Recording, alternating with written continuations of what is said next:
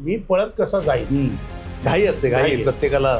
Actually ती घाई करू नये माणसाने असं माझं मत आहे, कारण त्याच्यामुळे बरेचसे जीव आपण गमावून बसतो. हो. पण बऱ्याचशा नॉन बँकिंग कंपन्या कालांतराने चालू राहिल्या नाही आणि त्यामुळे त्याची लायबिलिटी सुद्धा बऱ्याच लोकांच्यावर आली. गाव घर सोडून जायची पण पाळी काही लोकांच्यावर आली आणि त्या काळात तो एजंट हा शब्द लोकांना म्हणजे शिवीसारखा वाटायला लागला. नंतर हा असा एक व्यवसाय आहे ना, हा गरीबातला गरीब माणूस पण करू शकतो आणि श्रीमंतातला श्रीमंत माणूस पण करू शकतो.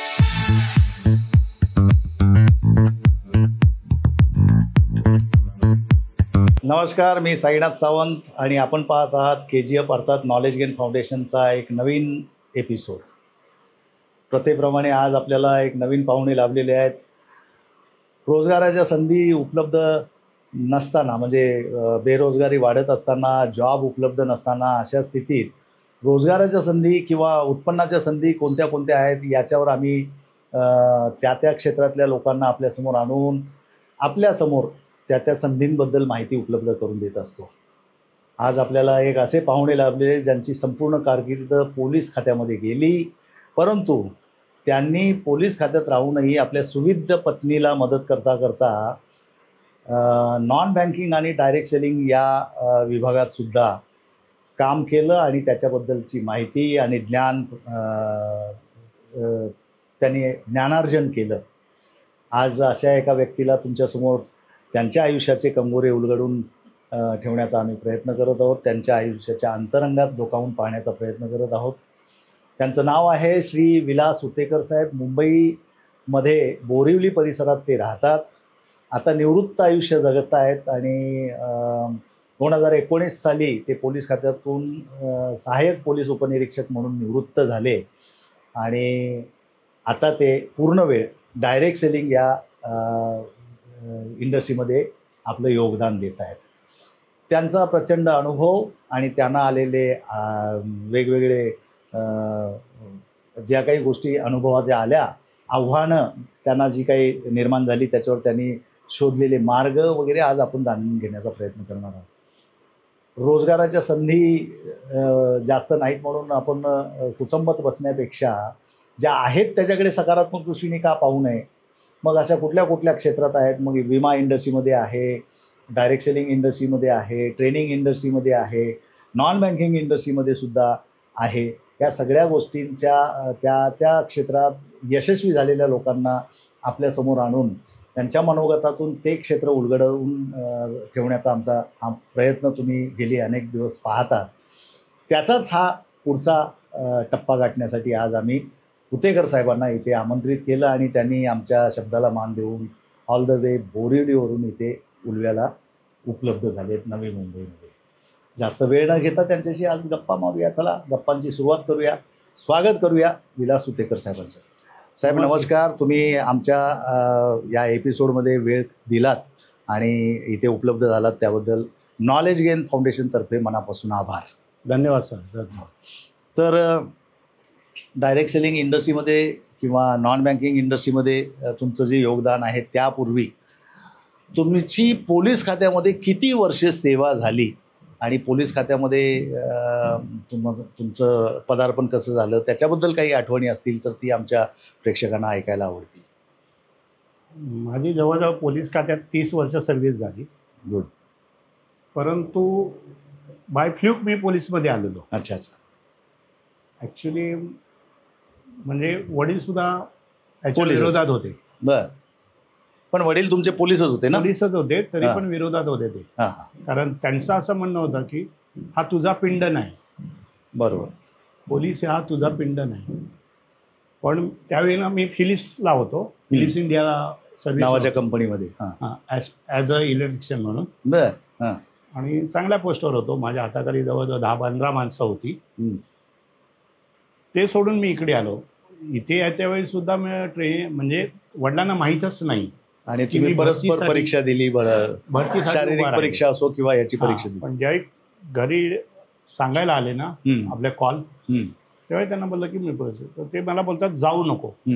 अक्षरशः शेवटच्या क्षणी म्हणजे मी ज्या दिवशी ट्रेनिंगसाठी निघालो बॅग उचलायला त्या दिवशी सुद्धा मला त्यांनी रोखलं, अजूनही विचार कर, जाऊ नको. तर मी त्यांना म्हटलं, बघा बाबा, लोकांची कामं पैसे देऊन होत नाहीत, आपलं फुकट झालंय, मग जायला काय हरकत आहे.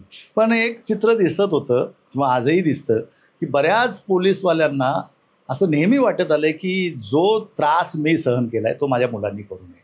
12 तास 24 तास सणासुदीला बाहेर रस्त्यावर आणि हे ते फॅमिलीचं सुखापासून वंचित वगैरे, हे सगळं जे माझ्या वाट्याला आलं ते माझ्या मुलांच्या वाट्याला येऊ नये, याच्यातूनच प्रत्येकजण असं म्हणताना आढळतो की वेगळी काही कारणं असतील. तुमच्या हिशोबाने काय? नाही, हे बरोबर आहे, म्हणजे जवळजवळ 100% बरोबर आहे. कारण मी आता पोलीसमधनं, माझा मुलगा पण माझ्या पाठी लागलेला की पोलीस होतो, म्हणजे अजिबात नको. तुम्ही वडिलांची जरी ओढली. हा, नाही, तू म्हटलं मोची झालास तरी चालेल मला, पण पोलीसवाला अजिबात होणार का? एक तर तू माझ्यासारखा शांत आहेस, बरोबर, तुला ॲग्रेसिव्हपणा नाही, आणि पोलीस खात्यात कसं थोडंसं डॅशिक राहावं लागतं. बरोबर, कारण राकटपणा पाहिजे. हां, थोडासा राकटपणा तो आपल्याकडे नसतो. पण मी माझ्या अनुभवाने सांगेन की सगळं राकटपणाच कामाला येत नाही. बरोबर, सॉफ्टनेस पण कामाला येतो. बरोबर, आपलं बोलणं जे असतं ना, सॉफ्टनेस असलं ना, तर समोरचा माणूस ऑटोमॅटिक हे होऊन जातो सगळं. बरोबर. तर माझ्या दैनंदिन आयुष्यात त्यावेळेला खूप अशा घटना घडल्या की प्रसंगच असे आले की हमरी तुमरीवर आले, पण मी आपला शांतपणे त्यांना सांगतो, बघा साहेब, असं नसतं, हे असं असतं. तिथे तुमचा सॉफ्टनेस कामाला आला. सॉफ्टनेस कामाला आला. तर समोरचा माणूस बोलतो की पोलीसवाला एवढा सॉफ्टनेस बोलू शकत नाही, किंवा एखाद्याला फाईन मारायचा झाला तर मी फाईन का मारला तुझ्यावर हे समजावून सांगायचो. रिक्षावाल्यांना पण सांगायचो, तुम्ही चुका करू नका, मी फाईन नाही मारणार. बरोबर, पण चुकी केली तर जास्ती फाईन नाही मारणार तुम्हाला, पण माझी एकच शिक्षा असणार की मी 2 तास तुम्हाला उभं करून ठेवणार. बरोबर. आणि 2 तास उभं राहिल्यामुळे काय होतं की त्यांचा 2 तासाचा बिझनेस असतो, तो कॅल्क्युलेशन, त्याच्यात सुद्धा ते लोक मध्ये येऊन मग आम्हाला 50-100 रुपये द्यायचे. खूप वेळा प्रयत्न केला मला, पण मला बोललं, मला नको, तू सुद्धा. पण त्याच्यानंतर अशी सवय झाली की ती मला बघितलंय ना का ते लोक कधीच हे नाही, म्हणजे नियमाचं पालन करायला लागलं. त्यामुळे ट्रॅफिक एवढं, म्हणजे तुम्ही त्या ह्याचा जिसकी लाठी उसकी भैस असा प्रकार केला नाही. तुम्ही रांगडेपणाने त्यांच्याशी वर्तन केलं नाही, अपमानास्पद वागणूक द्यायचं टाळलं, त्यामुळे तुमच्याशी आदरयुक्त भीती राहिली की बाबा चला ही व्यक्ती. आणि शेवटी काय माहिती ना की आमचे साहेब, जेव्हा मी जास्ती करून ऑफिस काम केलेलं होतं, ऑफिस नसल्यामुळे मी ज्यावेळी ट्रॅफिकला बदलून आलो तेव्हा सरांनी मला, पहिलं सिनियर सरांनी विचारलं की तुम्ही काय नोकरी करणार. पण मला ॲक्च्युली ते ऑफिस कामाचा कंटाळा आलेला, म्हणून मी म्हटलं मी रस्त्यावर करेन नोकरी. तुम्हाला जमणार कशी रस्त्यावर? म्हटलं साहेब काय नाही, म्हटलं सिग्नल बघायचे, सिग्नल किती याचा आहे तो बघायचा टायमिंगचा, आणि त्याप्रमाणे आपण ॲडजस्ट करायचं सगळं. मला होतं हे कसं काय? म्हटलं सर, मी डिपार्टमेंटला यायच्या अगोदर फिलिप्सतर्फे त्याच सिस्टमवर काम करत होतो. सिग्नल बसवण्याच्या आणि सिग्नलच्या ह्याच्यावर मी ऑटो मोडवर हे कसं करायचं, ऑटो मोडवर. त्यामुळे मला माहिती आहे ना किती सेकंदाचा सिग्नल असू शकतो. मला बोलले, म्हटलं सर एका सायकलमध्ये आपण, मी बघितलं एका सायकलमध्ये, मग सर मला विचारतात की एक सायकल म्हणजे काय. आता बेसिक नॉलेज त्यांना नसल्यामुळे ना, म्हणजे त्या क्षेत्रात टेक्निकल तांत्रिक. तर म्हटलं एक सिग्नल म्हणजे समजा हा स्ट्रेट सुटलाय, तो फिरून येऊन परत हा स्ट्रेट सुटतो, त्याला एक सायकल बोलतात. आणि एक सायकल फक्त 180 सेकंदाचा असतो. अच्छा, फक्त मेट्रोचा 2.5 सेकंदाचा आहे. बर, त्याच्यावरती नाही आहे कुठं. आता थोडेफार चेंजेस झाले असतील ट्रॅफिकनुसार, पण त्याच्यावरती नव्हतं. मला हे तुम्ही कसं काय करणार? तर म्हटलं मी करणार. त्यांनी मला, मी त्यावेळी वाकोल्याला होतो, वाकोला जंक्शन मुद्दाम दिलं कारण ते हेवी चालायचं. बरोबर, खूप हेवी चालायचं. 11 वाजेपर्यंत ते जंक्शन रिकाम व्हायचं रात्री नाही, सकाळी 7 ते दुपारी 11 वाजेपर्यंत जंक्शन खाली व्हायचं नाही. ठीक आहे सर, मी बघतो. मी पहिल्या दिवशी सर्च केलं, आणि पोलीस खात्यात एक वॉर्डन नावाची सिस्टम असते, प्रायव्हेट लोक असतात, त्यांना मी पहिला हाताशी घेतलं, सगळ्यांना जमवलं. बघितल्यानंतर म्हटलं तू तिथे उभं राहायचं, तू तिथे, मी पॉईंट नेमून दिले त्यांना, आणि जोपर्यंत माझा इशारा होत नाही तोपर्यंत सोडायचं नाही. तर बोलतो पॅडेस्ट्रन. म्हटलं पॅडेस्ट्रनला आपण सोडूया. म्हटलं लक्षात घे, पॅडेस्ट्रनला 20 सेकंद मिळतात, पण जेव्हा सिग्नल थांबतो ना त्या बाजूला पेडेस्ट्रियनला पण 20 सेकंद मिळतात म्हटलं. बरं. त्यावेळेला आपण त्या वेळेत त्यांना सोडायचं. आणि म्हटलं मुंबईचा पब्लिक असा आहे ना की सिग्नल बघत नाही, मी पळत कसा जाईल. घाई असते, घाई प्रत्येकाला. ऍक्च्युली ती घाई करू नये माणसाने असं माझं मत आहे, कारण त्याच्यामुळे बरेचसे जीव आपण गमावून बसतो. आपण लोकांना कितीही सांगितलं ना तरी ते पटत नाही. पण काही वेळेला काय करावं लागतं की ऍक्शन ही घ्यावी लागते कुठली तरी. आता मी रिक्षावाला किंवा वाहनांवर मी ऍक्शन घेतली, त्याच्यामुळे एक काय झालं, भले पब्लिक आपल्याला ऐकणार नाही माहीत आहे, ते पळत राहणार किती, आणि सगळ्यांना आपण नाही सांगू शकत. मग मी काय केलं की व्हेकल्सवरच सगळं फोकस केला. त्यामुळे झालं असं ना की पहिल्या दिवशी मला ते थोडंसं हे झालं, पण दुसऱ्या दिवसापासून ना की जंक्शन जे 11ला खाली व्हायचं ते 10लाच खाली व्हायला लागलं. आणि दुसऱ्या दिवशी सर माझ्या पाठीवर उभे राहिले. माझं लक्षच नाही, मी त्या कामामध्ये सगळ्यांना फक्त ऑर्डर दिलं, तिकडनं पळतोय तिकडनं पळतो. तो बोलतो हा माणूस कशाला असा पळतो. म्हटलं जर पळलं तरच आपलं काम होईल ना. आणि ते क्विक झालं. त्याच्यानंतर एवढंच म्हणजे काय, व्हेकल्सवाले शिस्तीत आले ना की ऑटोमॅटिक पब्लिक तर पळणार आहे आपल्याला माहीत आहे, पण व्हेकल्सवाल्यांनी घातलं की मग ते ट्रॅफिकला अडथळा येतो. मग ते जरा शिस्तीत आल्यामुळे व्यवस्थित चांगलं. त्यानंतर बऱ्याचशा घडामोडी झाल्या, मग साहेबांनी इन्चार्ज ठेवला वगैरे सगळं झालं. पण ह्याच्या अगोदरची अशी गोष्ट आहे की 2000 सालच्या आसपास एक आपलं नॉन बँकिंगमधलं एक सेक्टर आलं माझ्याकडे.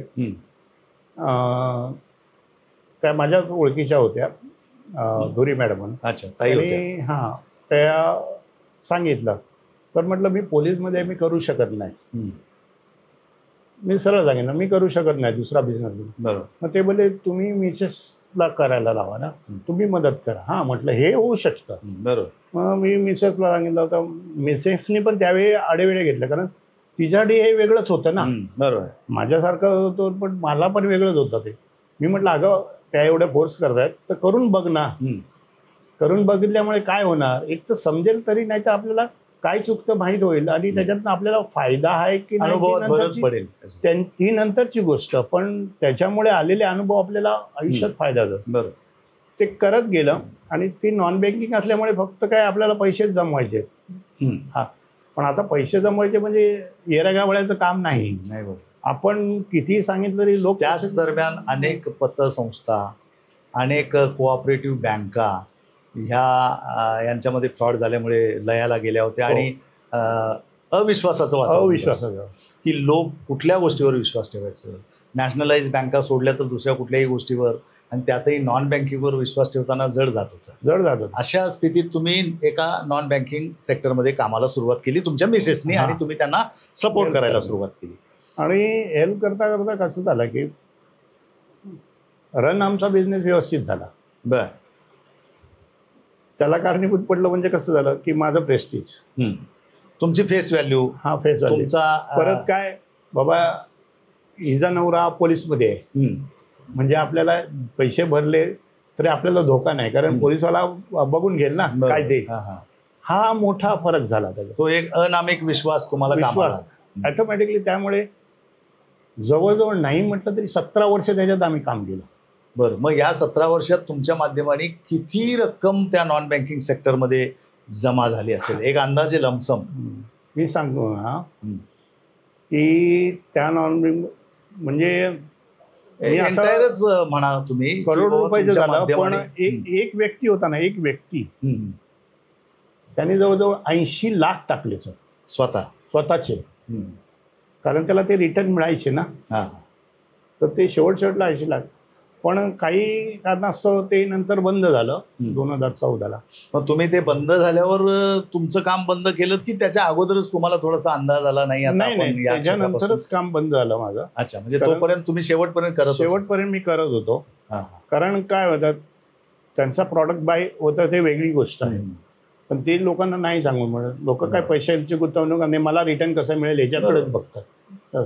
आणि ते त्यांचं पण बरोबर आहे, कारण शेवटी मी मेहनतीचा पैसा लावतो. तुम्हाला काही त्रास झाला म्हणजे तुम्ही मला त्रास शेवटपर्यंत होतात, मला तुमच्या माध्यमाने जी रक्कम जमा केली गेली असेल त्या संबंधित नॉन बँकिंग सेक्टरमध्ये, तर त्याची जबाबदारी आली का? जबाबदारी तर जरूर आली ना सर. पण झालं काय की लोकांचा माझ्यावर विश्वास होता. आणि मी बोललो बघा कोर्टात चालू आहे केस, आजच्या उद्या तुमचे पैसे मिळणार आणि तुम्ही काय टेन्शन घेऊ नका. पण त्यांना खात्री होती ना की हा माणूस काय. तुमचं कार्यक्षेत्र किती विस्तारलं होतं, म्हणजे महाराष्ट्राच्या कुठल्या कुठल्या महाराष्ट्र मी अप टू गोवापर्यंत गेलेलो सर. कोकण पट्टा जवळजवळ कंप्लीट केला. चिपळूण, कणकवली वगैरे हे सगळे एरिया माझ्या अंडर होते. कोकणात असंही त्या काळात नॉन बँकिंग सेक्टर जोरातच होतं नाही का सुरुवातीच्या काळात, म्हणजे आणि त्याच्यात बरेच मोठे लोक नावारूपाला आले, चांगले अर्निंग पण त्यांनी केलं, त्यांचं आयुष्य पण चांगलं घडलं. पण बऱ्याचशा नॉन बँकिंग कंपन्या कालांतराने चालू राहिल्या नाहीत आणि त्यामुळे त्याची लायबिलिटी सुद्धा बऱ्याच लोकांच्यावर आली. गाव घर सोडून जायची पण पाळी काही लोकांच्यावर आली. आणि त्या काळात तो एजंट हा शब्द लोकांना म्हणजे शिवीसारखा वाटायला लागला नंतर. परफेक्ट सर ही गोष्ट. पण काय झालं की मी पोलीस खात्यात असल्यामुळे ना थोडं आता मिसेसकडे आलं ती शेवटी आपण आपल्याकडेच घेणार आहे, तिला काय उत्तर देणार नाही. म्हणून मी त्यांच्याशी संवाद म्हटलं तू काय काळजी करू नको, कोण आलं तर माझ्याकडे पाठवून दे, मी बोलतो. मी त्यांना बसून समजून सांगायचं. पण ही गोष्ट खरी आहे की लोकांनी अक्षरशः शिव्या पण मला दिलेल्या. ऑब्वियस बरोबर, ज्याचे पैसे कष्टाचे पैसे ज्याचे. आता काय असतं मी म्हटलं ह्याच्यात डोक्यात राग आहे वैफल्य, पण या क्षेत्रात गेल्यामुळे मला लोकांशी कसं वागायचं हे प्रॅक्टिकली मला समजायला लागलं. कारण मिसेस बरोबर मी जायचो ना काही प्रोग्रामला, म्हणजे ट्रेनिंग प्रोग्राम असले तिथे तर मी आवर्जून जायचो. आणि ह्या क्षेत्रात माझे मिस्टर सावंत साहेब म्हणून आहे, ते BSTत होते, ते या क्षेत्रात होते. त्यांनी नॉलेज मला खूप दिलं. म्हणजे तिथे तुम्हाला बऱ्याचशा गोष्टी शिकायला मिळाल्या. त्यातली ही एक गोष्ट असेल की डोक्यावर बर्फ, पायात ते सांगितलं गेलं ना, आणि तोंडात शक्कर असं हे तर फॉर्म्युलाच त्यांनी सांगितला. आणि मला बोलले साहेब तुम्ही हे करा. ॲक्च्युली ते माझ्यापेक्षा वयाने खूप लहान, वयात आमच्या खूप फरक, अनुभव जास्त, पण अनुभव त्यांना जास्ती होता माझ्यापेक्षा. आणि माझं एक असं आहे ना की मला पहिल्यापासून शिकायला आवडतं कुठल्याही क्षेत्रामध्ये. त्यामुळे ना मी पहिलं शिक्षण घ्यायचा प्रयत्न करतो. त्यामुळे ते जेवढं सांगायचे ना, म्हणजे वरिष्ठांनी सांगितलं म्हणजे ते असं त्यांचंच ऐकायचं, आपलं डोकं लावायचं नाही तिथे. त्यामुळे ना बरंचसं शिकायला. आता त्या क्षेत्रात आल्यानंतर लोकांनी सांगितलं ना, शिव्या पण दिल्या. म्हणजे गोव्याला तर माझी मिसेस मी बोलली मला जाणार नाही, तुम्ही जा. मग मी बोललो ठीक आहे मी जातो, समजावून येतो ना. अक्षरशः त्या माणसांनी मला शिव्या दिल्या, म्हणजे ज्युनियर होते त्यांच्या. तर शिव्या दिल्यावर मी काय करणार. आता त्यांना माहीत होतं की मी पोलीसवाला आहे, म्हणजे काहीतरी इथे भांडणं होतील असं अपेक्षित होतं. पण मग त्यांना बोलता बोलता मी काहीच बोललो नाही. त्यांचे ऐकून घेतलं, थोडा वेळ शांत राहिलं. परत म्हटलं साहेब तुमचं काय झालं असेल तर मी बोलू का. परत त्यांनी चालू केला, बोलू का म्हटलं. परत मी आपला शांत, परत ते म्हटलं साहेब तुमचं काय झालं का, बोला बोला काय बोलणार ह्या भाषेला. म्हणजे त्याचा ॲटिट्यूड होता. म्हटलं तुम्ही साहेब तुमचे पैसे आहेत ना, नाही मिळणार. मला बोलले का नाही मिळणार, आमच्या मेहनतीचे पैसे. म्हटलं राईट सर, मेहनतीचे पैसे आमच्यापैकी कोणी खाल्लेत का. तुम्ही पैसे दिलेत, आम्ही सांगितलं त्यावर तुम्ही पैसे दिलेत, राईट. त्यांनी मला सांगा तुम्हाला रिसीट आणून दिली पैसे भरल्याची, सर्टिफिकेट आणून दिली, मग त्यांच्या खिशात आहेत का पैसे. नाही. मग ते म्हटलं कोर्टाकडे केस आहे ना सध्या, तुम्हाला जर कंप्लेंट द्यायची तर तुमच्याबरोबर मी येतो म्हटलं. ते साधं ती समोरची म्हणजे लेडीज होती ती ज्युनियर, ती बघतच आली. म्हणजे साहेब एवढ्या शांतपणे बोलले, पण तो त्याच्यामुळे शांत झाला ना, तो पुढे काही नाहीच बोलला. मग म्हटलं तर साहेब तुमचे पैसे मिळणार, पण असा पेशन्स सोडून नका घेऊ. आकांत तांडव करून नाही मिळणार. आपण त्याच्यावर मला सांगा ना केस विचार केला पाहिजे, काय मार्ग काढण्याच्या दृष्टीने. म्हटलं कोर्टात किती दिवस लागतात सर्वसाधारणपणे. साधारण केस असली तरी वर्षानुवर्ष जातात ना. म्हटलं आणि हे तर मोठी आहे म्हटलं, करोडो रुपयाचं बरोबर प्रॉब्लेम आहे. तो शांत झाला. म्हणून साहेब म्हटलं तुला वेळोवेळी इन्फॉर्मेशन देऊ आम्ही, पण म्हटलं यांच्या दारात जाऊन शिव्या द्यायच्या नाहीत, आणि दिल्यास तुझे पैसे मिळणार. मी अप्रत्यक्षरित्या थोडंसं खोटंच बोललं, कारण ते काय पैसे माझ्या हातातच नव्हते मुळात. पण ते काय बोलले आता मिळून देतात तर ठीक आहे.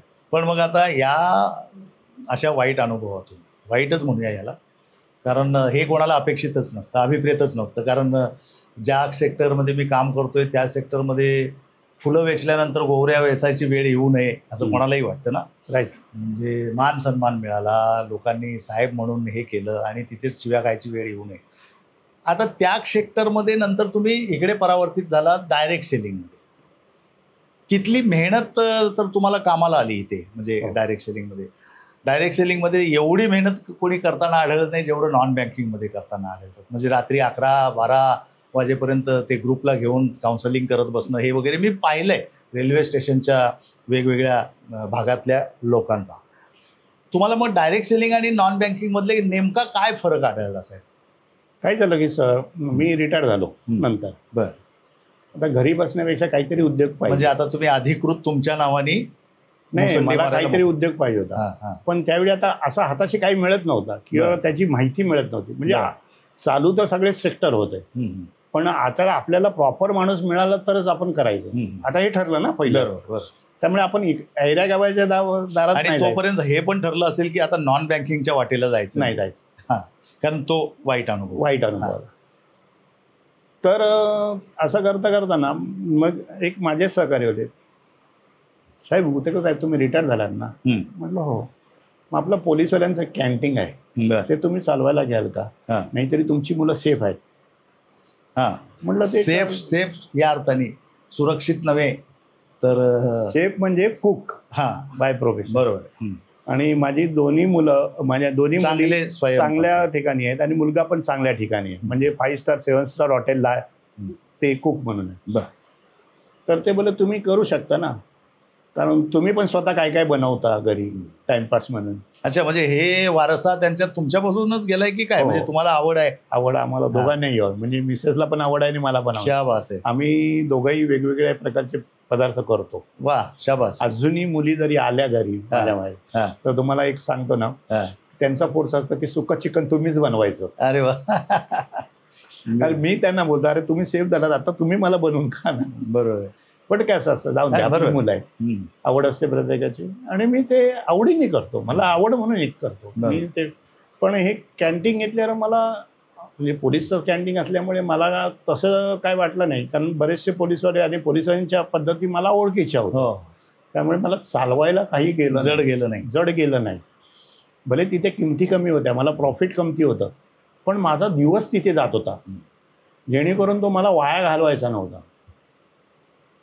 आणि तिथे पण मला बरेच शिकायला मिळालं. पण तिथे असं झालं ना की मी करता करता माझेच मित्र नॉन बँकिंगमधले ते त्यावेळी त्या ऑफिसला होते, त्यांनी मला फोन केला, साहेब काय करताय? कारण मला कसं त्या क्षेत्रात पहिल्या वापरल्यामुळे रिलेशन बिल्ड करायला आवडतं. मी रिलेशन क्रॅश नाही करत. बिल्ड केल्यामुळे ना एखादा माणूस माझ्या जर ओळखीचा झाला तो कायमस्वरूपी ओळखीचा होतो. भले तो माझ्याबरोबर काम करून दे नको ते ऑप्शन नंतरचं, पण तो तुमच्या गुडबुक मध्ये कायमस्वरूपी येतो. आणि तो मला फोन केला, काय करता? तर म्हटलं मरोळला मी असं, आपलं मरोळला ट्रेनिंग सेंटर आहे तिथे मी म्हटलं असं असं कॅन्टीन घेतले चालवायला, तू मग मी भेटू शकतो? हा म्हटलं तू भेटू शकतोस पण 4च्या नंतर ये. मला का? म्हटलं 4 वाजतापर्यंत जेवणवाल्यांची लाईन असते, मला बोलायला नाही मिळणार तुला. 4 नंतर मग ब्रेकफास्ट वगैरे म्हणजे ते चालू होतं सगळं, चहा वगैरे, चहा नाश्ता. त्यावेळी काही एवढी लोक नसतात जेवण गेल्यानंतर, ते सहकारी सांभाळतील, आपण गप्पा मारू. तर ते आले, त्यांच्याबरोबर एक लेडीज आणि जेंट्स होते सर, ते त्यांचे साहेब होते, हे मला माहीत नाही. म्हटलं आता आले म्हणजे आपल्याला पाहुणचार करणं पाहिजे. म्हटलं सर बसा, मी काउंटरवर होतो, तुम्ही बसा तिथे टेबलवर. काय घेणार, थंडा घेणार की चहा घेणार? तो बोलले आम्ही थंडा नाही घेणार. म्हटलं चहा कॉफी काय पाहिजे? म्हटलं नाही काय नको. म्हटलं नाही असं नाही, आला तर घ्या, तोपर्यंत मी हे सगळं ॲडजस्ट करून आवरून येतो. त्यांना मुलांना सांगितलं की बाबा सरांसाठी कॉफी बनव आणि पाठव. तर ते बोलले नाही चहा घे. म्हटलं चहा पाठव मग, आणि माझी पण पाठव. म्हटलं मी येतो. तर त्याने ते नेऊन टेबलावर बनवून ठेवली. आणि नंतर मी त्याला, म्हणजे माझ्यातला जो हेड कुक होता त्याला बोललो थोडा वेळ तू काउंटर सांभाळ. म्हणजे तेवढी काय गर्दी नव्हती, चहा पिणाऱ्यांचीच गर्दी होती संध्याकाळची वेळ. म्हणजे मी गेलो आणि त्यांनी सांगितलं आता काय करताय? म्हटलं साहेब तुमच्या समोरच आहे ना, आता काय करू म्हटलं. तर त्यांनी मला बोलले तुम्हाला बिझनेस करायला आवडेल का? म्हटलं सर बिझनेस करायला म्हणजे कसं? तर एक बिझनेस आहे. म्हणलं काय ते तर सांगा. थोडं सांगतो पण हां म्हटलं मी ऐकून घेणार तुमचा, मी तुम्हाला डिस्टर्ब नाही करणार, तुमचं सगळं संपल्यावर मी बोलेन म्हटलं. कारण मी ऑलरेडी म्हटलं अशा क्रिटिकल कंडिशनमधनं आलो आहे ना, नॉन बँकिंगमधनं आलेलो आहे. त्यामुळे बिझनेस करायचा म्हणजे मला 4 वेळा विचार करावा लागतो. कारण आता दुधाने तोंड पोळलंय. हां, त्यामुळे ताक पण फुंकून पितो माणूस. बरोबर. तसं झालंय म्हटलं. तर ठीक आहे, त्यांनी सांगितलं असं असं. बघा म्हटले ह्याला डायरेक्ट सेलिंग म्हणतात आणि डायरेक्ट सेलिंगमध्ये तुम्ही जे पैसे लावणार XYZ त्याचं तुम्हाला प्रॉडक्ट मिळणार. मी ऐकून घेतलं सगळं. त्यांनी सिस्टीम सांगितली. म्हटलं बेहतरीन सिस्टीम आहे. मेन म्हणजे तर आपला 1 रुपयाचा लॉस शून्य आहे, रिस्क शून्य आहे आणि आपल्यामुळे पण दुसऱ्याची रिस्क शून्य. हां, आणि आपल्यामुळे 4 घरात जर 2 पैसे गेले तर ही आनंदाचीच गोष्ट आहे म्हटलं. पण त्यावेळी मी बऱ्याचशा गोष्टी हसून बोलत होतो. ते बोलतात तुम्ही साहेब हसता का? तर म्हटलं माझी सवय आहे हसून बोलायची. कारण म्हटलं बघा आपण जेव्हा बिझनेस करताना तेव्हा हसरा चेहरा पाहिजे. बरोबर. तुम्ही कुठल्याही क्लायंट ते मोठं ॲसेट आहे माणसाचं. म्हटलं तुम्ही कुठल्याही क्लायंटला सांगायला आणि एकदम सिरियस होऊन सांगितलं तर नाही पटत म्हटलं ते. पण हसून बोललात ना तर तो आपल्यासारखा होतो. बरोबर. आणि म्हटलं डायरेक्ट सेलिंगमध्ये म्हणजे मी नॉलेज असल्यामुळे थोडंसं मी करू शकतो, पण मला तुमची साथ लागेल म्हटलं.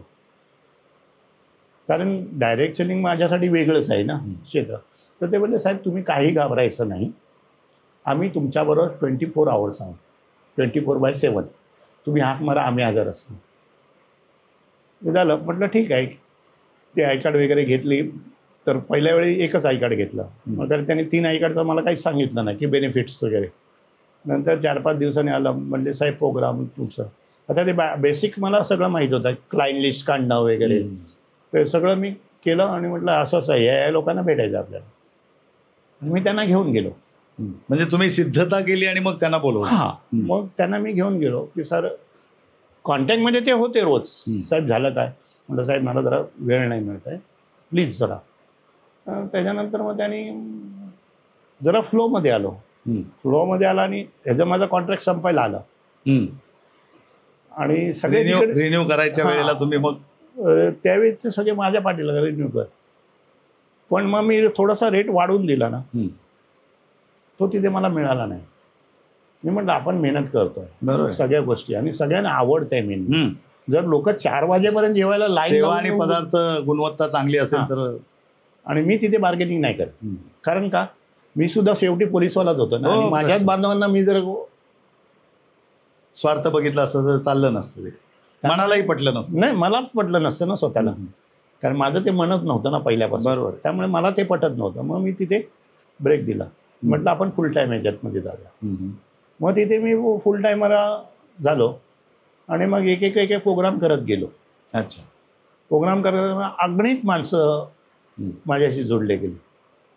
त्याच्यात एक मिस्टर डॉक्टर विश्वनाथ माइंडकर, ह्यांनी पण खूप साथ चांगली दिली. आणि ते तुमच्याच नेटवर्कमध्ये होते. हां, नेटवर्कमध्ये होते पण ते दुसऱ्या ह्याच्यात होते. अच्छा. पण तिथे परिचय झाला. तिथे परिचय झाल्यामुळे क्रॉस लाईनमध्ये. हां, क्रॉस लाईनमध्ये. आणि माझ्याच एका मित्र म्हणजे अनिल जाधव म्हणून माझे पोलीसमध्ये मित्र आहेत, त्यांनी मला ओळख करून दिली.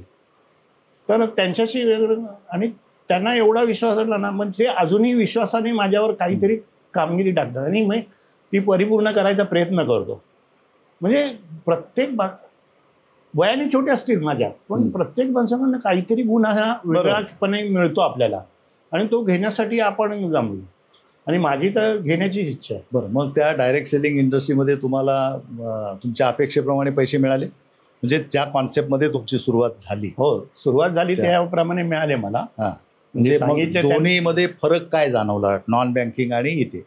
नॉन बँकिंगमध्ये कसं आहे की आपण उत्कृष्टरित्या लोकांना पटवून देऊ शकतो. बरं. आणि नॉन बँकिंगपेक्षा हे डायरेक्ट सेलिंग हा असा एक व्यवसाय आहे ना, हा गरीबातला गरीब माणूस पण करू शकतो आणि श्रीमंतातला श्रीमंत माणूस पण करू शकतो. सर्व प्रकारचे लोक. फक्त काय माहितीये, त्यांच्याकडे पाहण्याचा दृष्टिकोन. आता यामध्ये बऱ्याच कंपन्या बंद झाल्यामुळे त्यांचा दोष नाही आहे तो, ते वरवर पाहतात. म्हणजे जसं आपण म्हणतो ना, लहानपणी एक गोष्ट शिकलो बघा सर, की 1 हत्ती आणि 4 आंधळे. आपल्याला ती होती पुस्तकात. म्हणजे ते प्रत्येक आंधळे 4 आंधळे चाचपून बघतात, ते त्याप्रमाणे सांगतात ना, शेपूट त्याप्रमाणे ते समजतात की हत्ती असा असावा, जन्मांनी अंध असलेल्या लोकांचं आहे. तसा ह्या नेटवर्कच्या बाबतीत लोकांचा डायरेक्ट सेलिंग इंडस्ट्रीकडे बघण्याचा दृष्टिकोन जन्मांधाप्रमाणेच आहे. कोणाला ती चेन सिस्टम वाटते, कोणाला ती मेंबर बनवण्याची स्कीम वाटते, कोणाला वाटते 100 रुपयाची वस्तू 1000 रुपयाला विकणं, लोकांना टोप्या घालणं वगैरे वगैरे वगैरे. असं बरेचसे निगेटिव्ह प्रवाद त्या क्षेत्राबद्दल आहेत. पण त्या प्रत्यक्ष त्याच्या जवळ गेल्यानंतर आणि त्याचं संपूर्ण विश्लेषण केल्यानंतर लक्षात येतं, अरे हे तर वरदान आहे, हा शाप नाही आहे. हा, पण याच्यासाठी आहे ना मला प्रशिक्षणाची आवश्यकता होती. आणि ते प्रशिक्षण मिळालं ना मला, म्हणजे माझे एज्युकेशन गुरु, मी त्यांना बोलतो, सुनील सागवेकर साहेब, हे मुंबईचे जज होते. आणि त्यांचं प्रशिक्षणामुळे म्हणजे त्यांनी कसं आहे ना, एक छोट्यातला छोटा पॉईंट घेऊन आम्हाला समजून की तुम्हाला हे बोलल्यावर काय उत्तर द्यायचं आहे. एखादी मानवी स्वभावाशी रिलेटेड ते प्रशिक्षण दिलं की मनुष्य एका विशिष्ट परिस्थितीमध्ये तुम्हाला अशीच प्रतिक्रिया देणार, मग त्याला तुम्हाला कशा पद्धतीने हाताळायचंय हे तुम्हाला त्या प्रशिक्षणात शिकायला मिळतं. आणि मी एवढा वेळ आहे ना साहेब प्रशिक्षणासाठी, तर तुम्ही पण हसाल. ऍक्च्युली माझी आई वारली एक्झॅक्ट, आणि 13व्या दिवशी सागवेकर साहेबांचं ट्रेनिंग होतं, फुल डे. तर आता सगळे सिनियर येऊन गेलेले घरी, तर ते म्हणाले की म्हणजे त्यांच्या मला फोर्स पण नाही केला की या म्हणून, ते योग्य पण नव्हतं. ग्रुपला पडतं ना आपण, ते वाचतो कुठे आहे काय वगैरे. तर मी सगळं तयारी केलं. माझ्या घरनं सुद्धा विरोध होता साहेब की 12 व 13 पण अलग अलग करूया. तर मग मी काय केलं, की आता सध्या माझे काका मोठे, त्यांना काकांना विचारून सांगितलं. तर काकांना बोललो, आपण 12-13 2-2 दिवस करणार, लोकांना वेळ नसतो मुंबईच्या, तर आपण 12 आणि 13 एकाच दिवशी करावं. पण खरं कारण वेगळं होतं ना, ते मला माहिती नव्हतं, त्यांना मी सांगू शकत नव्हतो. मग मी ते केलं, एकाच दिवशी केलं, 12व्या दिवशी 13वं पण केलं. आणि मग दुसऱ्या दिवशी सकाळी लवकर उठलो, पाहुणे घरात होते. मिसेस विचारते कुठे चाललंय, म्हटलं बघ मी ट्रेनिंगला चाललो आहे.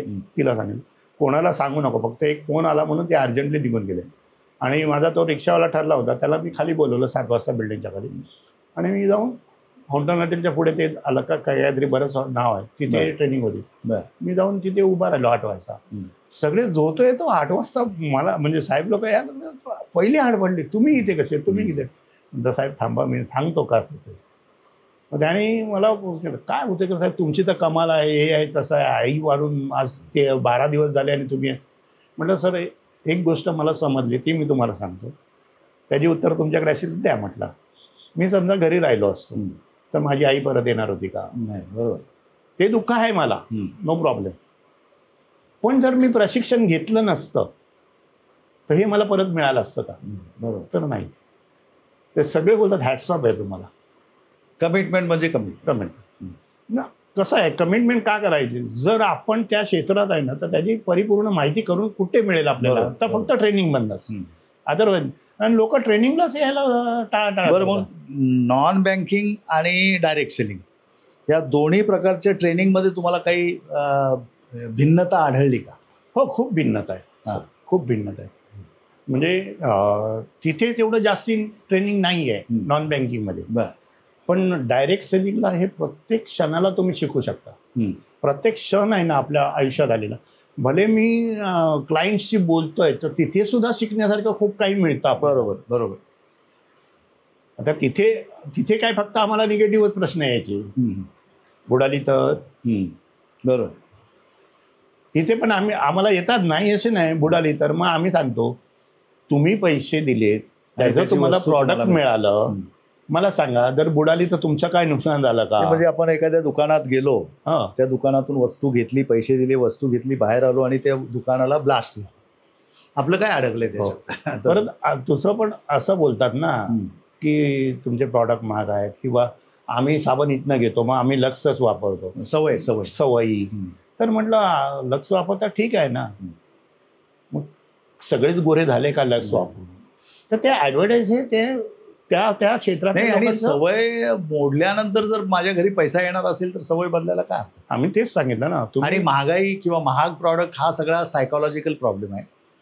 म्हणजे तुम्ही टपरीवर चहा प्याला तर तुम्हाला 10 रुपयाला मिळेल आणि त्याचा आकार कमी झालाय, किंमत वाढली आहे. आणि तो टपरीवाला दिवसाला शेकडो हजारो जरी चहाचे कप विकत असेल, गव्हर्नमेंटला 1 पैसा टॅक्स देत नाही. बरोबर आहे. मी पण हॉटेलमध्ये गेला तर तो चहा तुम्हाला 15-20 रुपयाला मिळेल. रेस्टॉरंटमध्ये त्याच्यावर GST देतो तो. मी सुद्धा असंच म्हणालो त्यांना ना, साहेब तुम्ही आता हे शर्ट घातलेलं आहे, आता समोर जो कोण असेल शर्ट घातलेलं, कुठलं घेतलं? तर स्टोअरमधनं. कुठल्या स्टोअर? मग ते नाव सांगतात अशा. म्हटलं सर रस्त्यावर पण मिळतात ना, मग तिथनं का नाही ब्रँडेड आहे ना. मग सर हे कितीला पडलं? ते 200 रुपयाला मिळत होतं, पण हे तुम्हाला 1300-1400 रुपयाला पडलं. मग मला सांगा ना, मग तुम्ही 1300-1400 रुपये घेतलं ते कशासाठी? 5-6 पटीने महाग घेतलं ते कशासाठी घेतलं? तर ते ब्रँड आहे.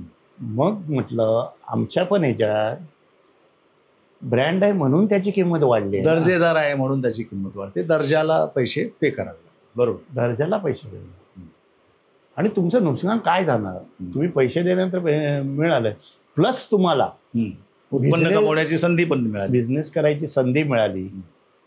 पुढे जाऊन तुम्ही काय कमवाल ते मी नाही सांगत, पण तुमची इच्छा असेल तर तुम्ही लाखोपती नाही करोडपती पण होऊ शकता. बरोबर. पण ह्याच्यात टिकणं पण तेवढंच महत्त्वाचं आहे. बरं, या सगळ्या ह्याच्यामध्ये मला असा प्रश्न आठवतोय, शिक्षण, अकॅडमिक नॉलेज कितपत आवश्यक वाटते तुम्हाला डायरेक्ट सेलिंग इंडस्ट्रीमध्ये काम करण्यासाठी किंवा एखाद्या नवीन माणसाला त्याच्यात प्रवेश करण्यासाठी? जसं एखादी चांगली नोकरी मिळवायची असेल तर त्याला तो ग्रॅज्युएट होणं गरजेचं आहे, त्या साईडचं त्याचं शिक्षण, त्याच्यात तो अव्वल असणं गरजेचं आहे, तर त्या प्रमाणात त्याचा पगार असतो. डायरेक्ट सेलिंग इंडस्ट्रीमध्ये तुम्हाला येताना तुम्ही फार विद्वत्तापूर्ण असणं गरजेचं आहे का? फार मोठं टॅलेंट तुमच्याकडे असणं गरजेचं आहे का? समजा तुम्ही मुके आहात तर तुम्ही डायरेक्ट सेलिंग करू शकता का? तुम्ही कर्णबधीर आहात, डायरेक्ट सेलिंग करू शकता का? म्हणजे तुमच्यात काही व्यंग आहेत, तुम्ही डायरेक्ट सेलिंग करू शकता का? तर याबद्दल आपलं काय? सर मी तर म्हणे हे लोक 100% डायरेक्ट सेलिंग करू शकतात. माझ्या पाण्यात उदाहरण आहे, एक मुका माणूस होता आणि आमचा मोठा इव्हेंट होता, तिथे सगळेच जण जमलेले. एक म्हणजे ते त्यांचे वरिष्ठ ते कथा सांगतात, ॲक्च्युली त्यांच्या बाबतीत घडलेलं, ते यायलाच मागत नव्हते पण ते तिथे गेले. तो म्हणजे मोठ्या रँकला होता तिथे, मुक्का माणूस, आणि तो आला, त्याही माहीत नव्हतं ना तो मुक्का आहे म्हणून. तो आला 15 मिनटं नुसता माईक धरून असा. नंतर तो त्यातले ते आपले ते अनाऊन्सर असतात ते आले आणि त्यांनी एकाने सांगितलं की साहेब हे बोलू शकत नाहीत पण हे वरच्या टॉपच्या लेवलला आहे आणि ते महिना नव्हे तर आठवड्याला एवढं इन्कम घेतात. माणसं शॉक, तो अडथळा ठरला नाही त्याच्या प्रगतीचा. आता माझ्याबरोबर मी पण बघितलं ना की हात मोडलेले लोक सुद्धा आहेत, अपंग पण पॅरालाइज्ड झालेले. आता शिक्षणाबाबतीत म्हटलं तर मी एका मोलकरणीला बघितलं, अशिक्षित म्हणजे तिला स्वतःचं नाव न लिहिता येत. म्हणजे हे सेक्टर सर्व प्रकारच्या लोकांना संधी, हो सुवर्ण संधी. मी तर आपल्या भवितव्याबद्दल सकारात्मक विचार करतो, ज्याला ध्यास आहे स्वतःचं आयुष्य बदलवण्याचा, ज्याला काहीतरी मिळवण्याचा ध्यास आहे, त्या सर्वांसाठी हे क्षेत्र अगदी योग्य आणि 100% योग्य असं मी म्हणेन. कारण काही सेक्टरमध्ये तुम्ही 12वी पास पाहिजे, तुम्ही मग ती परीक्षा दिल्यानंतर तुम्हाला ते अमुक करता येईल तमुक करता येईल असं पण आहे ना. म्हणजे इन्शुरन्स सेक्टर ॲडवायझर व्हायचं असेल तर तुम्ही कमीत कमी 12वी पास पाहिजे आणि तुमच्या माझ्या वयाचे असतील तर 10वी पास पाहिजे. हां, तर तसं इथं काही प्रमाणपत्राची आवश्यकता नाही तुम्ही. पण सर आता हे क्षेत्र एवढं फोफवत आहे ना, मी म्हणतो का पुढे जाऊन इंटरव्ह्यू शिवाय भरती नाही होणार. आता आपण सहजासहजी येतोय, हे माझं का बोललंय की आता कॉलेजला डायरेक्ट सेलिंग हा विषय आला. हो, MBAच्या ह्याच्यामध्ये, MBAच्या ह्याच्यामध्ये आला, डिग्रीच्या ह्याच्यामध्ये आला, बॅचलर ऑफ डायरेक्ट सेलिंग म्हणून पण आला दिल्लीला. आता हे जर कोर्स आले ना तर समजा एक 5-6 वर्षांनी लोक तर प्रगत बनणार ना डायरेक्ट सेलिंगमध्ये, सर्टिफिकेट घेणार. त्यांना भले नॉलेज नसेल प्रॅक्टिकली पण थेरेटिकली तरी मिळणार ना. नाही, आणि आता जर शाळांमध्ये किंवा ह्याच्यामध्ये जर याच्याबद्दल लिहिलं गेलं तर नक्कीच विद्यार्थी दशेतच तो डायरेक्ट सेलिंग हा एक बाबा उत्पन्न देणारा मार्ग आहे याच्याबद्दल तरी तो सकारात्मक राहू शकतो विद्यार्थी. बाहेर आल्यानंतर मग तो कुठल्या ना कुठल्या तरी डायरेक्ट सेलिंग कंपनी त्याच्या माइंडसेटला साजेशी तो हे करेल आणि मग त्याच्यात प्रशिक्षित होऊन तो त्याच्या कार्यप्रणालीप्रमाणे पैसा कमवेल. हो, अगदी बरोबर. त्याच्यासाठी आता परवाच्याच दिवशी ना आमच्या बोरिवली स्टेशनला ते लोक ना देणगी गोळा करत होते की आदिवासी पाड्यात जाऊन त्यांना द्यायचं. ते कॉलेजचीच मुलं असतात. तर त्यातली एका मुलीला मी माझ्याकडे आली, साहेब पैसे द्या. म्हटलं देतो मी, पण म्हटलं सांग तू कुठल्या कॉलेजची? तर ती विराच्या कुठल्या तरी कॉलेजची होती. मी म्हटलं तू आता काय करतेस? तर आता मी 12वी आहे. म्हटलं पुढच्या वर्षी मला भेटायचं. म्हटलं का? तू तुला शिकता शिकता जर 2 पैसे मिळाले, तू ग्रॅज्युएट होशील 3 वर्ष, त्यावेळी तू काय करशील? तर नोकरी शोधशील. पण मी तुला सांगतो की तू नोकरी देणारी बनशील, तर तुला कसं वाटेल? बोले सर व्यवस्थित वाटेल. म्हणून मी कॉलेज स्टुडंट लोकांना सांगतो की तुमचं 18 वर्ष कंप्लीट झालं, कॉलेज करता करता साईड बाय साईड हे करा की तुम्ही ग्रॅज्युएशन झाल्यानंतर तुम्हाला नोकरी शोधायची जरूर नाही, तुम्ही नोकरी देणारे बनणार. बरोबर. नाही, आता या निमित्ताने हे आठवलं मला, आमचा पहिला एपिसोड जेव्हा आम्ही शूट केला तो होता परशुराम दळवी साहेबांचा. आणि परशुराम दळवी साहेब म्हणजे आता त्यांचं वय वर्ष 65च्या आसपासच असेल, तुमच्याच वयोगटाच्या आसपासचे. तर त्यांनी एक अनुभव सांगितला, डायरेक्ट सेलिंग विद्यार्थी दशेतच लोकांनी का हे करायला पाहिजे. ते म्हणाले मी थायलंड की कुठल्या तरी देशाला ते नवरा बायको गेले होते आणि ज्या हॉटेलमध्ये उतरले होते त्या हॉटेलच्या रेस्टॉरंटमध्ये सकाळी ब्रेकफास्टला उतरले. तर ते म्हणतात तिथे सगळे रोबोट होते, रोबोट म्हणजे सर्व करायला, मग हे द्यायला, प्लेट उचलायला, प्लेट द्यायला, ते जे काही असेल ते फक्त माणसं ते बनवत होती. जेवण फक्त माणसं, पण ते सगळी सेवा देणारी जी होती ते रोबोट, यंत्रमानव होते. हे जर त्या देशामध्ये आले तर येणाऱ्या काही काळानंतर आपल्या देशात मग येणार. बरोबर आहे. मग त्यावेळेला बेरोजगारांची संख्या किती वाढलेली असेल असं त्यांनी सांगितलं. आणि ते म्हणाले की माझा सल्ला हा राहील कॉलेजच्या मुलांना की 12वी झाल्यानंतर तुमचं वय वर्ष जसं 18 पूर्ण होईल, तुम्हाला आवडेल त्या कुठल्याही कॉन्सेप्टमध्ये तुम्ही स्वतःला जॉईन करा आणि तुम्ही त्याच्यावर पुढचं कॉलेज पूर्ण होईपर्यंत त्या 3 वर्षात त्याच्या बरोबरीने डायरेक्ट सेलिंग इंडस्ट्रीचं पण प्रशिक्षण घ्या.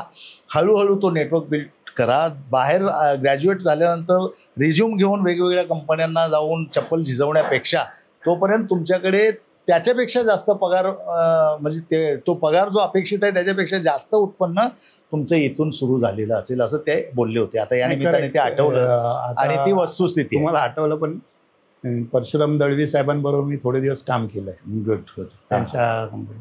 आता त्यांची ही कहाणी आहे ना, रिक्षा चालक ते आज रिसॉर्टचे मालक किंवा मुलांना चांगलं हे केलं, हायली क्वालिफाईड बनवलं, आज मुलांचे लाखो रुपयाचे पगार येतात. अशा गोरेगावला अशा ठिकाणी त्यांचा फ्लॅट आहे, कितव्या मजल्यावर अनेक मोठी इमारत आहे. हे सगळं एका चाळीमध्ये राहणाऱ्या माणसाच्या आयुष्यात हा कायापालट झाला बिकॉज ऑफ डायरेक्ट सेलिंग. मी सांगितलं ना सर, शून्यातला माणूस म्हणजे गरीबातला गरीब माणूस सुद्धा करू शकतो. फक्त त्याने माइंडसेट स्वतःचा करायला पाहिजे. इच्छा प्रबळ असायला, प्रबळ असेल म्हणजे मला पैसे कमवायचे. आणि तेही पैसे कोणाला टोपी लावून नाही कमवायचे, नाही कोणाला फसवणूक करून नाही कमवायचे. तुला प्युअर हे घामाचे पैसे मिळणार, प्युअर घामाचे पैसे मिळणार. तुम्ही जेवढे घाम गाळणार या क्षेत्रात किंवा तुमचं. बरं, मग मला एक सांगा, जसं माणूस सातत्याने ब्रेन वॉश केल्यानंतर तो आतंकवादी बनतो हे आपण पाहतोय. हो. मग सातत्याने ब्रेन वॉश करून तो एक चांगला उद्योजक का बनणार नाही? आणि मग ती ताकद त्या डायरेक्ट सेलिंग इंडस्ट्रीच्या वेगवेगळ्या प्रशिक्षण शिबिरांमध्ये आहे असं वाटतं का तुम्हाला?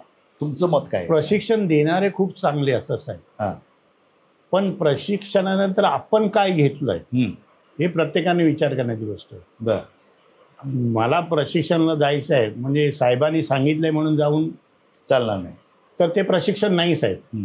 तुम्ही जबरदस्ती आलेले आहेत.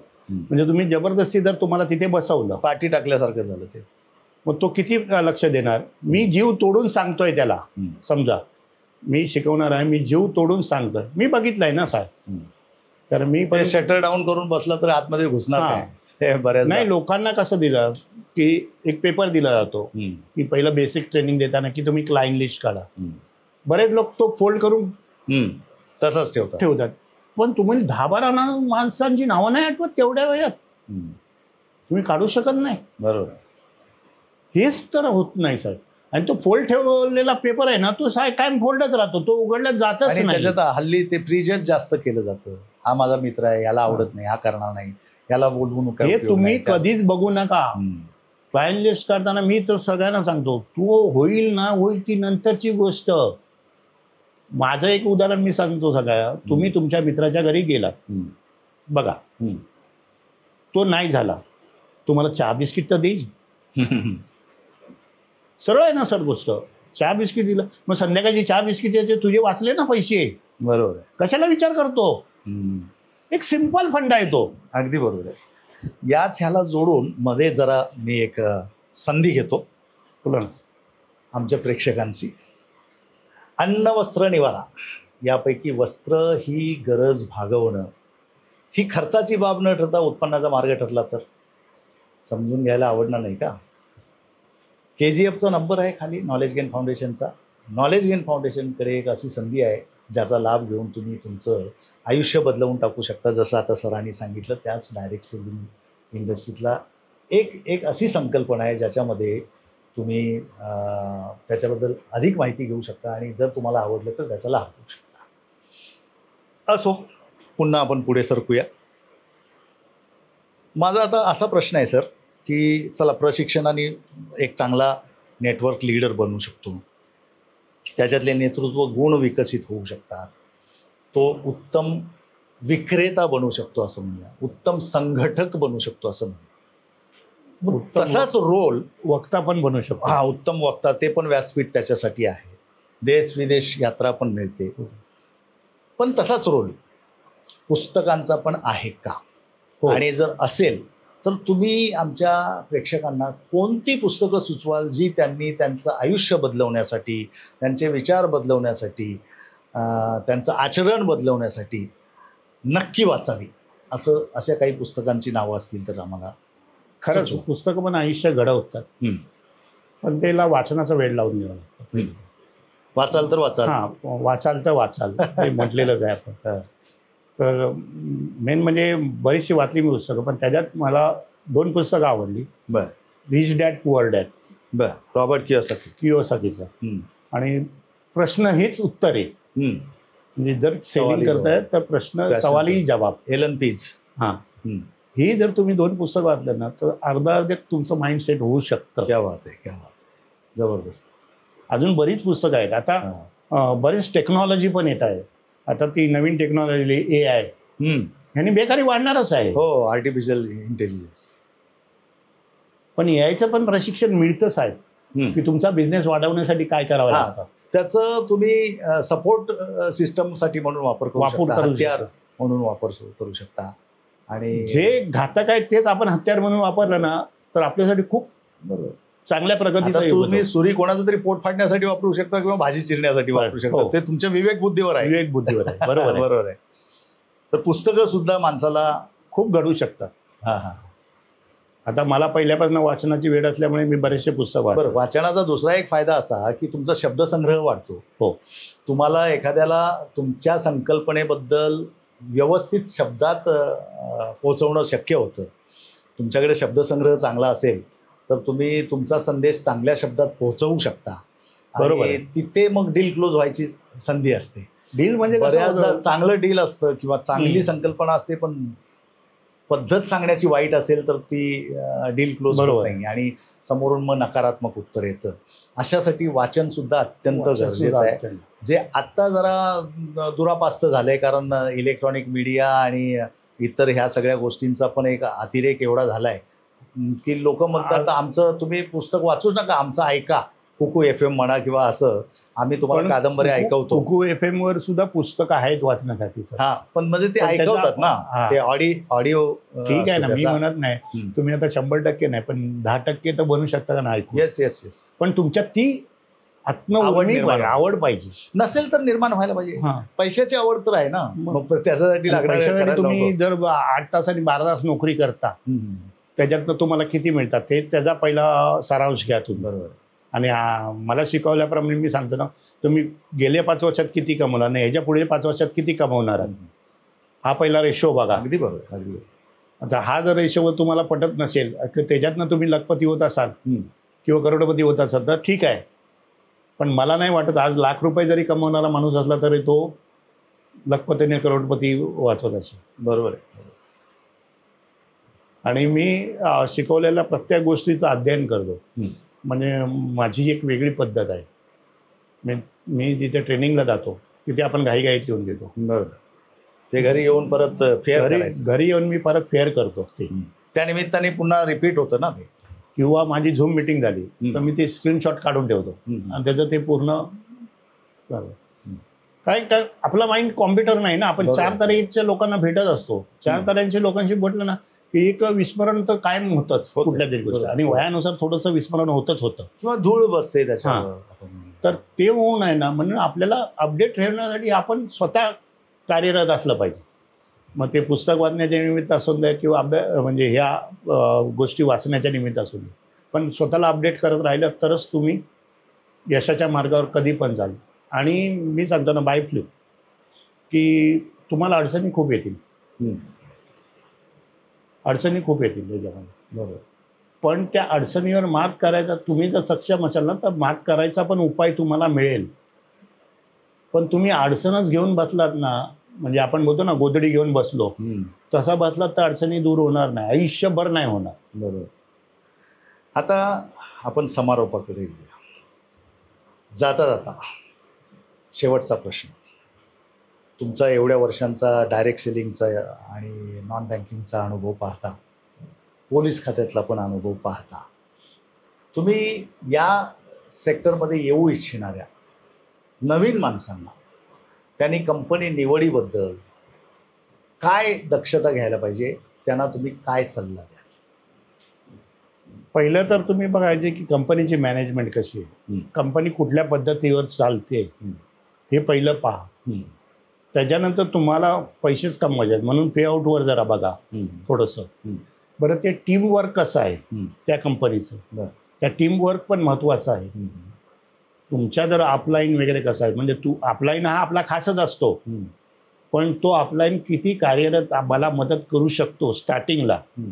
माझं तर म्हणणं आहे ना की अपलाईनने पहिले 5 त्याच्याबरोबर करायचे आणि दुसरे 5 त्याला करायला सांगायचे आणि स्वतः बाजूला बसायचं. त्यामुळे तो ऑटोमॅटिकली ट्रेन होईल. म्हणजे कसं अपलाईनवर शेवटपर्यंत दरवेळेला अपलाईन घेऊन कुठे जाणार. बरोबर. त्याला पण 100 लोक असतील, 100 लोकांमध्ये तो नाही पोहोचू शकत ना दरवेळेला. बरोबर. मग तुम्ही अपग्रेड व्हा ना. साहेब माझं काय चुकलं तर सांगा, मी 5-10 प्लॅन नंतर तुम्ही स्वतः प्लॅन करायला घ्या. त्याच्यामुळे फायदा काय होईल तुमचा माहिती आहे ना, की तुम्ही अपग्रेड झाल्यामुळे ना तुम्हाला स्वतःचा कॉन्फिडन्स वाढेल. आणि कॉन्फिडन्स वाढल्यामुळे या क्षेत्रात ना, मी बोलतो, मी आत्ता पण सांगतो ना की पोलीसवाले सुद्धा आता या क्षेत्राकडे खूप जण वळायला लागले आणि अधिकारी पण वळायला लागले. अधिकारी सुद्धा आहे. काही कंपन्यांमध्ये IAS दर्जाचे अधिकारी पण काम करतात, हे पण बातमी आहे. आणि जर एक IAS ऑफिसर जर डायरेक्ट सेलिंगकडे तेवढ्या गंभीरपणे पाहतोय एक हे, तर आमच्यासारख्या सामान्य माणसांनी त्याच्यावर नाकं मुरडून काही साध्य होणार नाही. सामान्य माणूस काय करतो सर माहिती आहे का, आपलं जे कुंपण आहे ना ठरलेलं ते ओलांडून जायचा प्रयत्न नाही करत. बरोबर. गावाकडे म्हण आहे, शेणातला किडा शेणातच. 2 टाइम पंच, 1 टाइम लंच, ह्याच्यात अडकला जातो तो. तर त्या विश्वातनं बाहेर यायचं. बघा तिथे 8 तासात तुम्हाला किती मिळणार आणि इथे 2 तास काम केल्याला किती मिळणार आहे, हा जमीन आसमानचा फरक दाखवतो. बरोबर. मग तुम्ही कशासाठी काम करता. बरं, आता तुम्ही वयाच्या 65ला आलात, बरोबर आहे. तुम्ही वयाच्या 70मध्ये किंवा 75मध्ये स्वतःला कुठे पाहताय या इंडस्ट्रीत? हा प्रश्न जरा अचानक आहे. नाही असू द्या, अचानक असलं तरी पण माझा गोल ठरलेला आहे ना सर. मी ज्या क्षेत्रात आहे ना, म्हणजे ज्या कंपनीत आहे तिथे टॉपच्या रँकमध्ये मी असणार. बरं. या येत्या 5 वर्ष. आता माझी टीम, आता मी बोललो ना अडचणी येतात, तर माझी टीम झोपली मला माहित आहे. पण मी सक्षम आहे ना, मी पुन्हा नव्याने उभे करू शकतो. बरोबर. आणि त्या जोशात मी उतरलो. आणि बघा कसं असतं की आपण चांगलं कार्य विचार डोक्यात घेतला ना की चांगल्या माणसांचा आशीर्वाद पण मिळतो. माझ्या बड्डेच्याच दिवशी माझे यशस्वी गुरु सागवेकर साहेब होते. त्यांनी मला फक्त आदेश दिला, हे झालं पाहिजे आणि मी ते करणार आहे. बरोबर. त्याच्यात किंतु परंतु नाही, कारण किंतु परंतु ठेवलं की संपलोच. तर आता आपण आवडतं घेऊया, कारण बराच वेळ झालेला आहे आणि गप्पा खूप छान रंगल्या. अजूनही बरंचसं बोलायचं राहिलंय, बोलतच राहू. पुन्हा पुन्हा वेगवेगळ्या टप्प्यावर बोलू.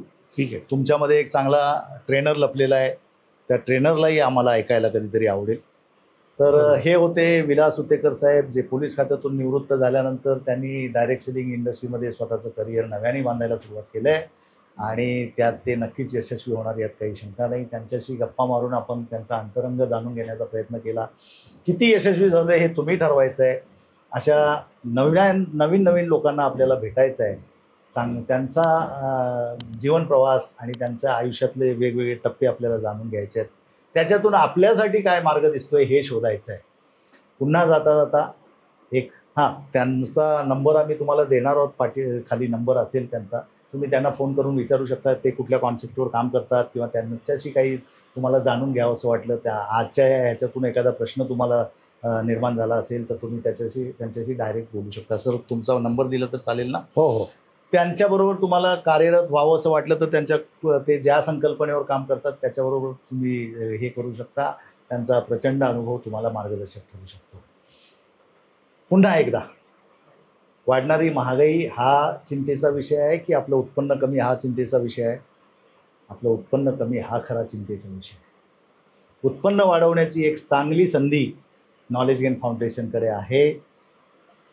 नॉलेज गेन फाउंडेशनचा नंबरही खाली आहे, तुम्ही त्यांना विचारू शकता, त्यांच्याकडून जाणून घेऊ शकता. तुम्हाला वाटली ती तुमच्या कामाची आहे, तुमच्या फायद्याची आहे आणि योग्य आहे तर तुम्ही त्याचा लाभही घेऊ शकता. पुन्हा एका चांगल्या महानुभावांना भेटण्यासाठी थांबणं आवश्यक आहे, म्हणून आता थांबतोय, रजा घेतोय. धन्यवाद.